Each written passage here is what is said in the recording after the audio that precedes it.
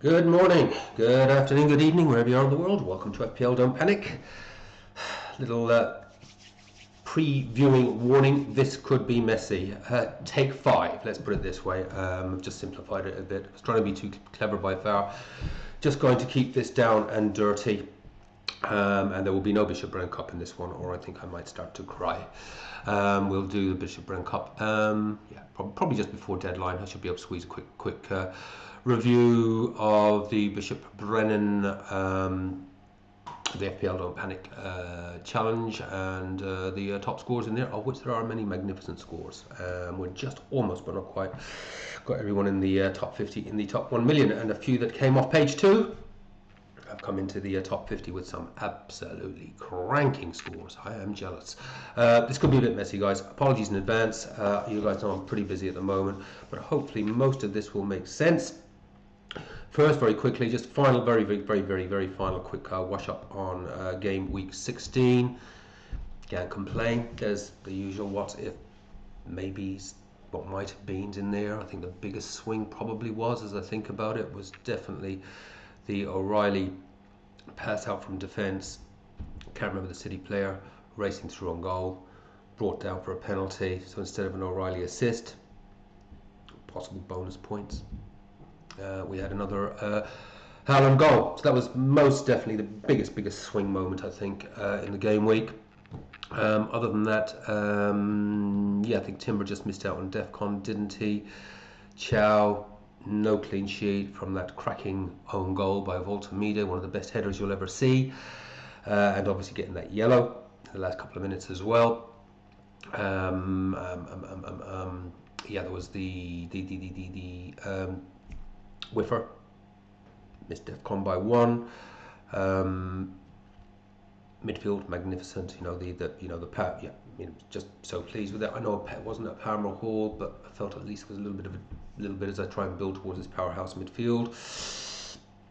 Palmer did return. He's looking pretty good. A little concerned about minutes going forward. Is he going to start getting over the 60? Will he get rotated? Might have a little talk on that later. But I have set the path now, and I'm going to go with the path unless something happens, obviously, between injuries, or I do get some really serious concerns around Palmer, or indeed anyone else. But in general, yeah, that 4, you know, the Bruno, Saka, Foden, Palmer, all returned, which was fantastic.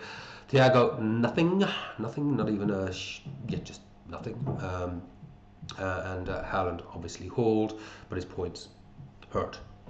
And the other what might have been, I guess, was if I had gone with Bruno. Would have only been a couple of points, but a couple of points doubled in this tight league. It would have probably made, you know, 50 or 60k more in rank, because as I said a video or 2 back, I said to my daughter a few hours before deadline, Bruno, Saka, or Haaland, and she said without hesitation, Bruno. And I put it on him, and then I took it off him, and then I put it on Haaland, and I took it off him and went back to Saka minutes before deadline. It is what it is. There wasn't much of a difference. A few points doubled up would have been nice. It's what it is. It's a good game week. I'm you know, happy enough. Where does that leave me in the grand scheme of where I want to be? Still nowhere near it. Nowhere near it at all. But a quick by the numbers, which sees me, you know, with a rank gain, I was about 980 up to 767,776 game week points of 81. So we finally sort of get, for the first time in what feels like ages, as you can see from the graph up my top left or somewhere. I'm not looking at the screen at the moment, but yeah, starts to get things going up again after, you know, what's been pretty average, to say the least, 5 or 6 game weeks. 936, so an average of 59, long way off my 70, a long way off the 70. However, number 1 in the world on just 1,144 points, their average is just 71. That is still really low, despite what was a really high scoring game week in general. The average is way off what would normally win the thing, which is normally around that 74-75 points mark. And that average at this time of the season is usually around 80ish, and then sort of comes down a bit, and then sort of, yeah.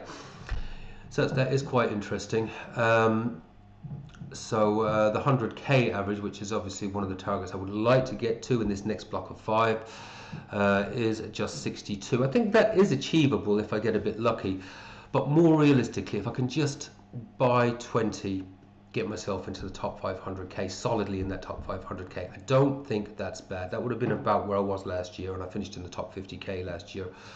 Wouldn't be unhappy with that if I got myself nicely settled into that top 500k, and that is just an average of 59.375, which is totally achievable. However, there are challenges. Am I taking the right path with my plan? Is it a good plan? Is it a bad plan? We don't know.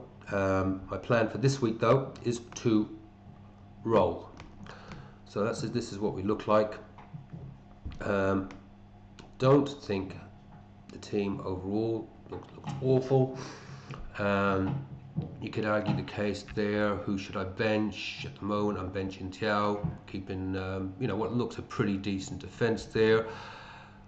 Wiffer, should I bench him? I don't think it's a bad fixture for him. I really don't think it's a bad fixture for him. But that's what it looks like, and so I'll take that away. I'll actually just bring up the spreadsheet. It's easier to talk from the spreadsheet, and also talk a little bit towards my plans over the coming weeks. And it is so dangerous to pre-book transfers. Now, I said I was going to do my fixture ticker. Is that the wrong way around? What's going on there? We were so close, weren't we? There, that's better. I hope so. Yeah, I'm not doing another take, guys. I'm going to get through this one somehow. I've got I really will start to cry. That's what it looks like. Now, first of all, apologies. I said I was going to do a watch list. It takes time, and I just haven't quite got that time at the moment. So I'm just going to work on what will be my priority transfers going forward. But looking at the team for this week, I'll just walk through that.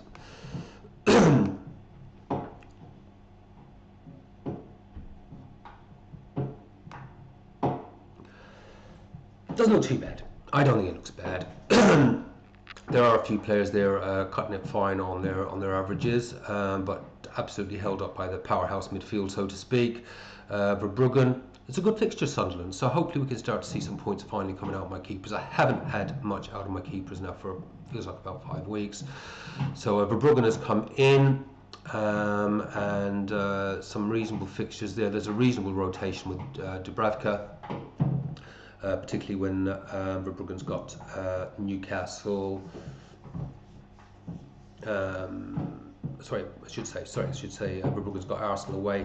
I've got Dubravka to come in for Everton home, and then Verbruggen back for West Ham and for Burnley. Don't think that's too bad.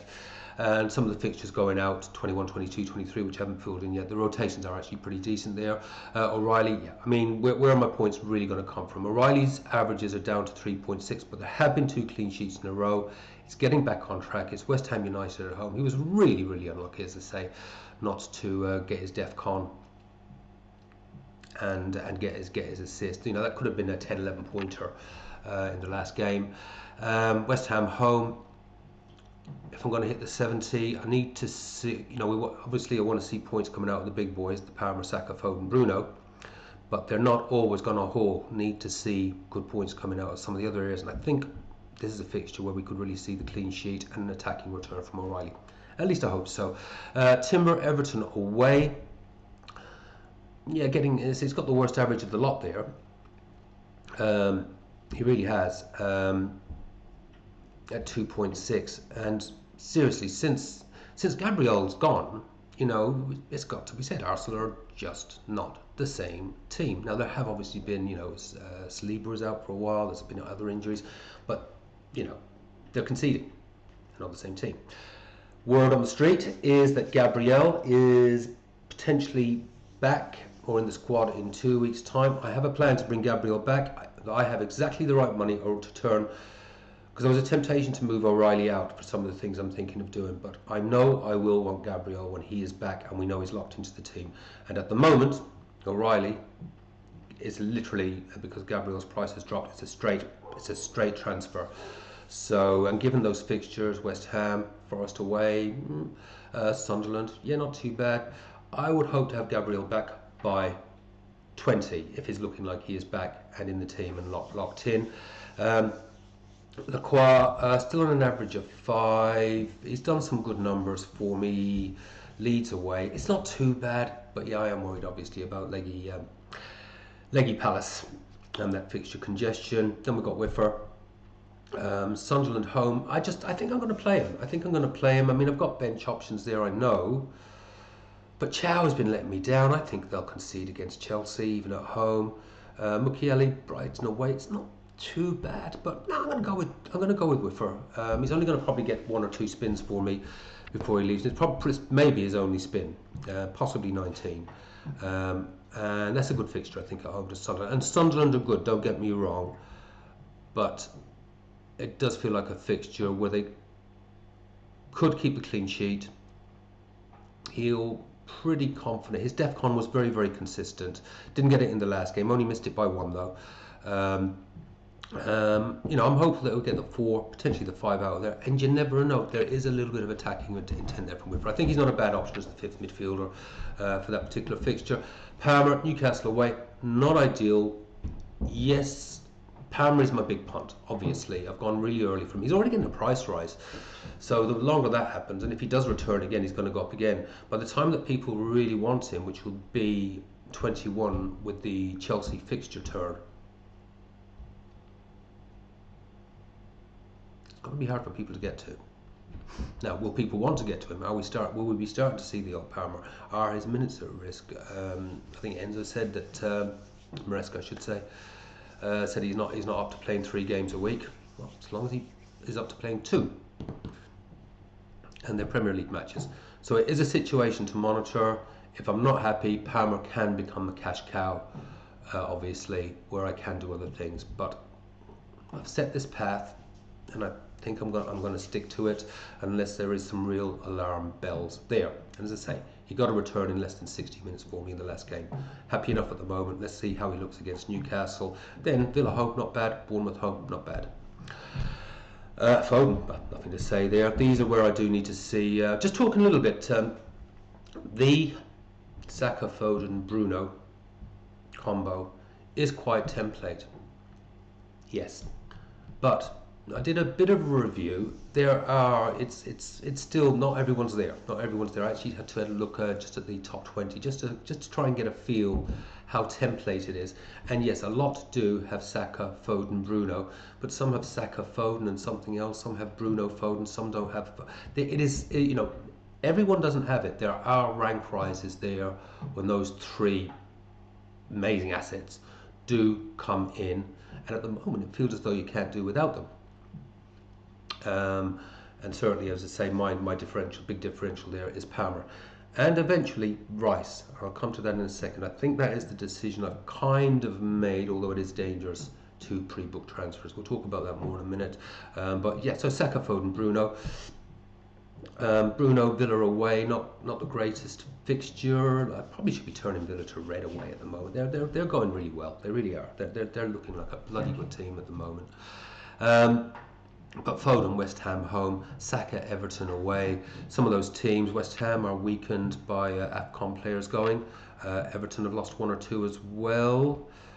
Don't think Villa have. Someone can correct me on that. Happy to be corrected. Decent enough fixtures, and Bruno can return in any fixture. We know that. We know he finds a way to get something. Thiago, clearly a worry, but it is Wolves, so yeah, maybe this is the game where he can redeem himself for the last 3 fixtures.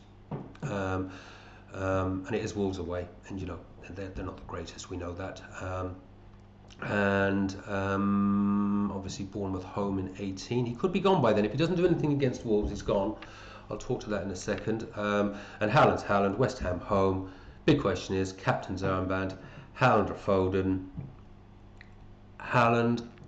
A lot of people, something in the region. I'm taking a guess here. I reckon there's going to be about 200,000 triple captainers on Haaland this game week. A good percentage of those are going to be in the engaged managers that are in that sort of top 1 million. So the simple fact is, Haaland points will once again hurt us. I don't think as seriously as the game week just gone. captain armband on Haaland, and hopefully not too much damage. Or do I go against it with Foden, and if he outscores him, maybe it negates some of that damage. Haaland at the moment. What do you think? Anyone going differential? Yes. What's West Ham second or third worst defensive record in the league? Got to be Haaland. It could be the 3-4-5 for in there. It could be. That's going to be the biggest challenge to get any shade of green this week, I think. Anyway, based on that team, it says 59.8 without captaincy. If that comes true and we get the captaincy pick right, I kind of hope I don't get the captaincy pick right if I've gone Haaland.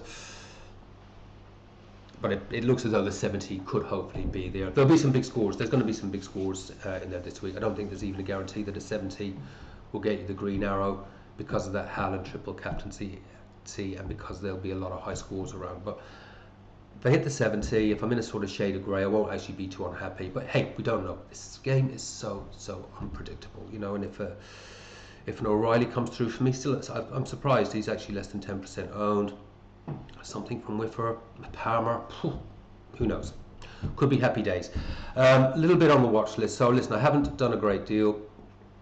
I've just actually put sort of just prioritising a few there. You see, I've got Rice.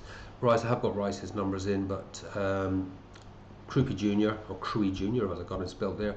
Keane, Gabriel, Chalobah. So let me talk to that just a little bit. It is absolutely fanging it down outside. I did a little outside video a couple of mornings ago. I wouldn't be doing that right now. It is absolutely fanging it down out there.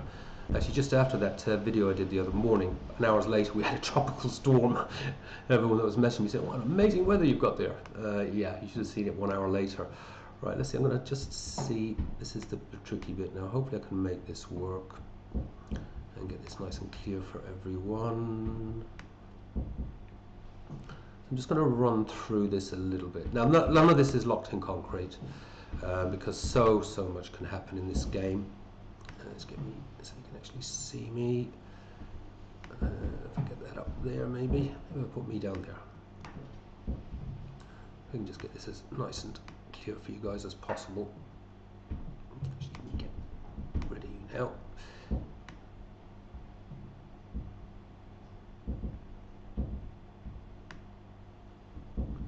Hopefully that'll work. It's not the prettiest of screen, but you don't pay me for my production values, do you?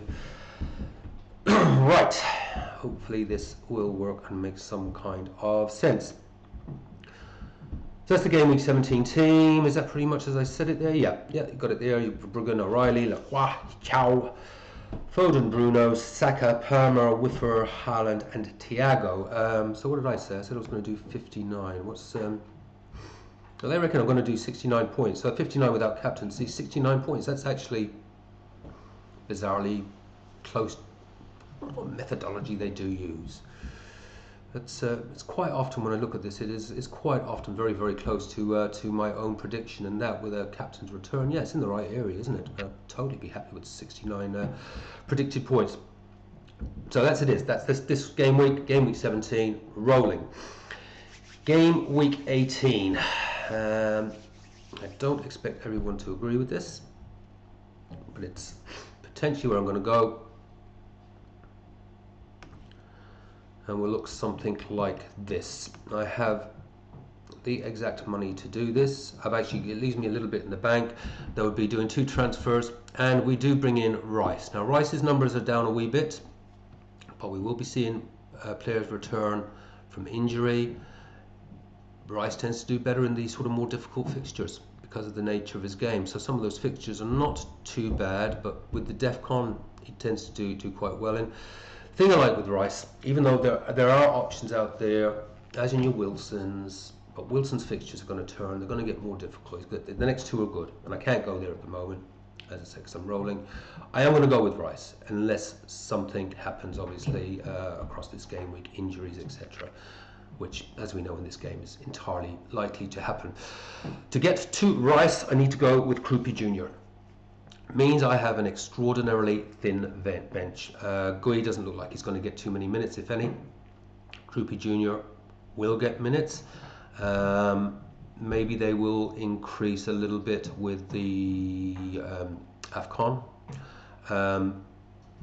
And that just leaves me, really, my main cover there is Chow, which is not ideal, I know. So listen, I know I'm playing a little bit with fire here, but I am determined now, having just looked at the numbers, to move to this 4-5-1 model.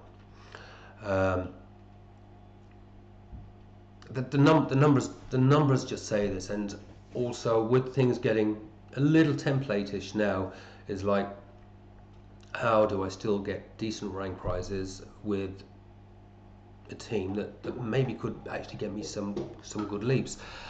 So that midfield brings me great joy. My bench makes me a little concerned, but this is where I'm likely to go with my 2 transfers next week. There's obviously, there could be price rises, price drops and things that could affect all of this. I might need to, God help me, at least I know Krupi Jr. will get some minutes. And have they got players going to AFCON? Could those minutes increase? I'll take a look at that with a lot of interest in Bournemouth's next game. But game week 18, this is what we could look like.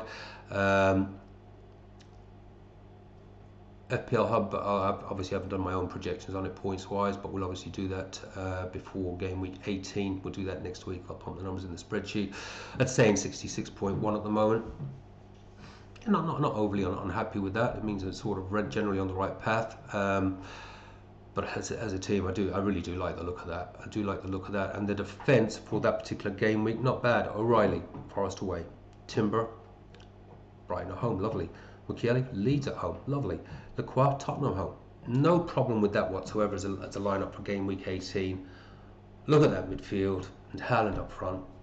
There's DEFCON, there's attacking returns from defenders all over the place. There's 20-point hauls from your Fodens and maybe even a Rice. That's the other thing with Rice.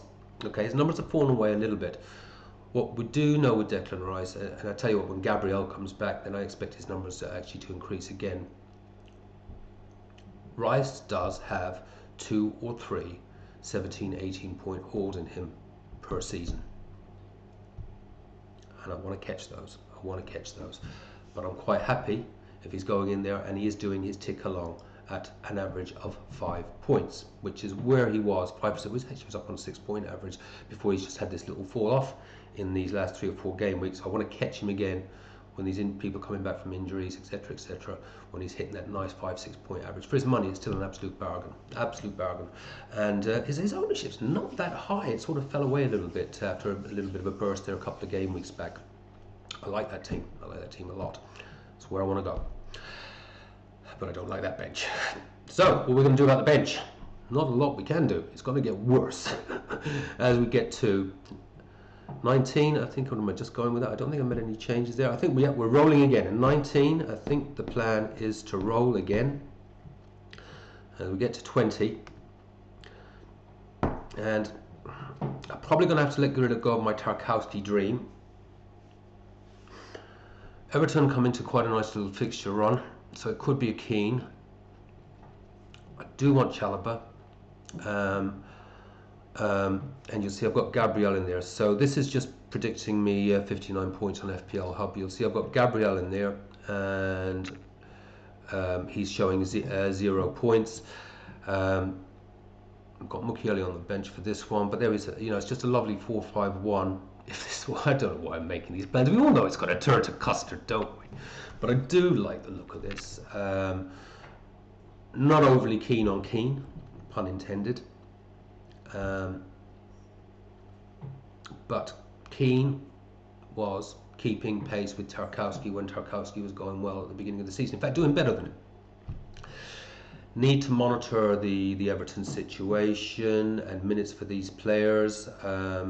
Is it going to be O'Brien or Keane that makes way a bit or loses minutes when Branthwaite comes back? Or is Branthwaite ever coming back? I don't know. So these things can obviously all change. But this gives you a feel for where I'm sort of taking things. I've got a good back four there. I've got Mukiele there.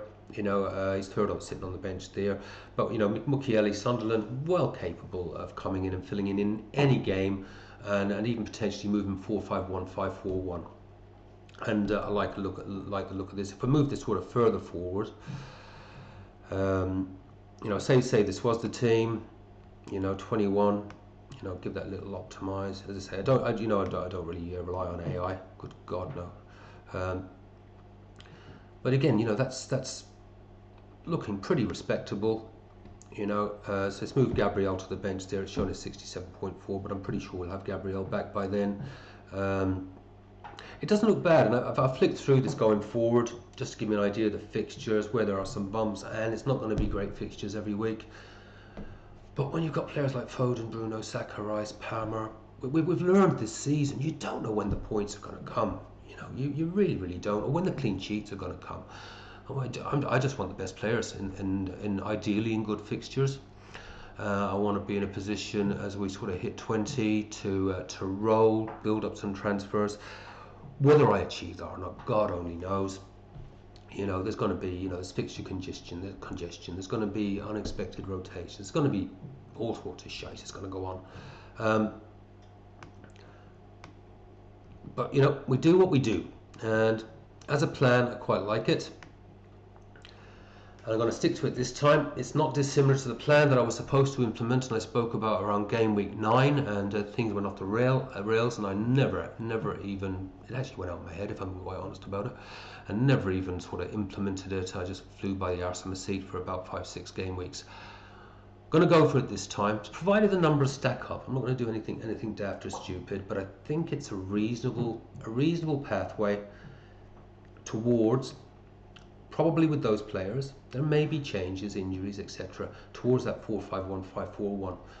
Because how many times have you seen when I'm doing Bishop Brennan Cup, doing my own team, and I know there are good, exciting, interesting prospects to look at if you want to play with 2 forwards and play with 3. Ekatike, but can we guarantee Ekatike minutes?